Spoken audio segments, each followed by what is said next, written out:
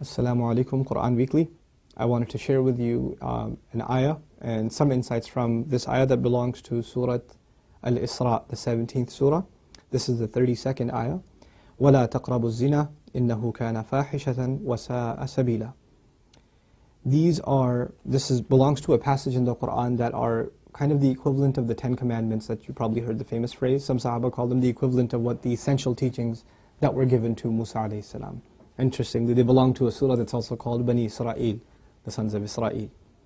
Anyhow, this particular ayah, Allah says, don't even go near fornication, adultery, az-zina.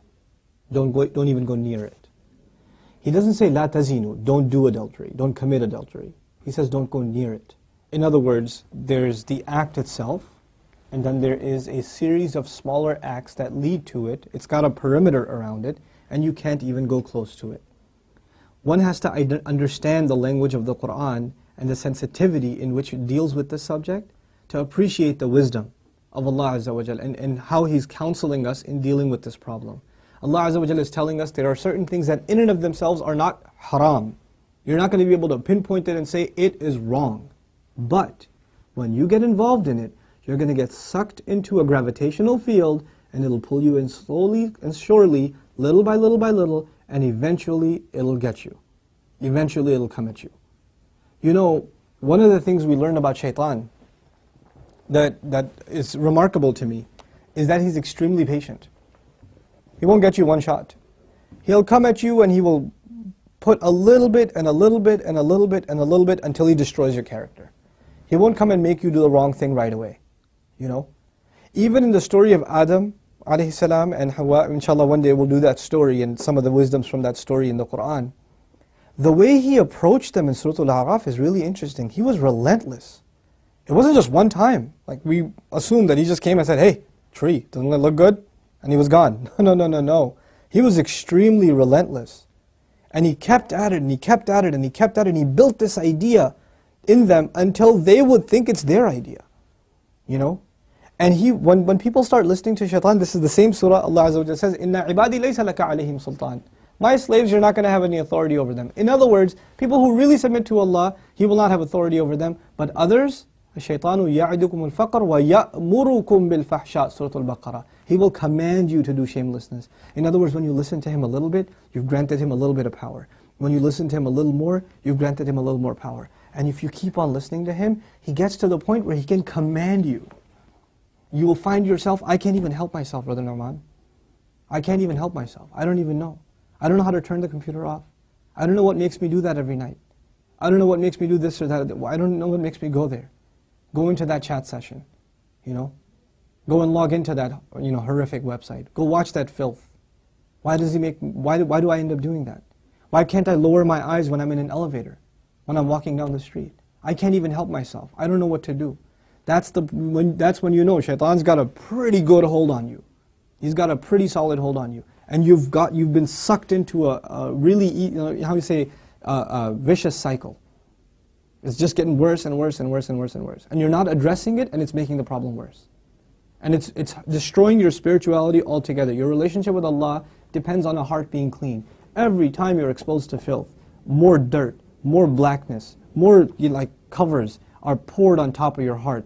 And it keeps on pouring and it keeps on pouring and it keeps on pouring to the point where you're listening to the word of Allah and you can't get yourself to even shed a single tear. It won't come because your heart has been made so hard because of all the exposure to filth, all the sin that your eyes are taking in all the time. And you don't even care anymore. You know, a good heart, when it sees something inappropriate that doesn't coincide with the commandments of Allah, it is disturbed. It's not attracted, it's disturbed. It says, no, that's wrong. Immediately the conscience kicks in, the alarm goes off. But when you're at the point, when you're by yourself, and you feel no guilt doing it, you just don't feel anything. You don't feel that it's wrong. The only thing before you stare at a sister, you look around like, is anybody else watching? And then you take a good look. That means the fear of Allah is completely gone. The only fear you have is that of the seen. There is no more fear of the unseen. What a horrible spiritual state to be in. Allah says, يَعْلَمُ خَائِنَةَ الْأَعْيُنِ وَمَا تُخْفِي الصُّدُورِ. He knows the stealing of the eyes, that little glance you caught. He knows that one, that little glance you took. What to speak of the stare. And He knows what the chests are hiding. You know why I brought up this particular ayah? Don't even go near zina. إِنَّهُ كَانَ فَاحِشَةً. It has always been considered a lewd, shameless, vulgar act. وَسَاءَ سَبِيلًا. And a horrible path. Allah describes it as a path. A horrible path. In other words, a path has steps. Right? A path is made up of steps. You have to identify which step you're in. What makes you get into this? You know, and for each of you, there's a process, there's a cycle. You're in a room by yourself. You know, you're after school. You've got a couple of hours before your parents get home. You know, you're among a bunch of friends that don't have any standards. You have to identify what leads you to this sin every time, and you have to cut it in its tracks. You have to stop going down that path. وَسَاءَ سَبِيلًا. What's amazing to me about this ayah, where it's situated. Right after this ayah, Allah says, don't murder people. وَلَا تَقْتُلُوا النَّفْسَ الَّتِي حَرَّمَ اللَّهُ إِلَّا بِالْحَقِّ. Don't kill any person that innocent person essentially. Allah mentioned this crime first and murder second. Can you think of that? Like, we think of murder as this huge crime, right? But Allah says, when you violate the dignity of a human being, that's fahsha. Looking at a human being in that way is violating your own and their dignity. And when we kill a person, we have violated their physical, you know, their right to life. So there's the spiritual murder, fahsha, and there's the physical murder, qatl. There's two kinds of murder here. So Allah mentions the spiritual murder first. Our standards have gone so low. A movie comes out, you see a couple of trailers, you tell yourself, there's just one bad scene in it, it's okay. It's PG-13, it's not R. What used to be R 10 years ago is now PG-13. What used to be PG-13 is now PG. They put filthy scenes in everything now. And we don't even care about the spiritual price we're paying. It's affecting our prayer, it's affecting our dua, it's affecting our character, it's affecting our family life. It is. And we don't care. We just think, hey, that's life, bro, come on, live in the times. It's alright. That's just what it is now. What can you do? So many of you don't care what kinds of pictures you put up of yourselves on your Facebook pages. You know, I stopped going on Facebook for a reason. I don't say that Facebook is haram or whatever, but for me personally, I couldn't do it anymore. I just couldn't do it. You know, I stay in, you know, we'll put something up on our Bayyina thing, like an announcement or this or that. But for socializing, just the things I saw were so disappointing. Like, how can you do that? You're Muslims. How can you post pictures like that? You know, have dignity for yourself. Have dignity for your family. Guard your gaze. You know, start with your eyes. The zina of the eyes, and everything else goes from there. Everything else goes from there. Inshallah ta'ala, I want to talk to you about this subject at length and do little small snippets and maybe portions from the Quran that deal with this subject. But the last thing I'll tell you today, inshallah ta'ala at least, is something about the word fahisha, which I'm translating as shamelessness or lewdness or vulgarity. The Arabic language has roots that are close to each other. Wahish and fahish. Wahish actually means wild animal. Fahish means someone who acts like a wild animal. Shamelessness is described as behavior close to animal behavior. Allah has dignified us as human beings. The punishment of Adam alayhi salam was his clothes were removed. Our mothers and our fathers' clothes were removed. That was a punishment from Allah.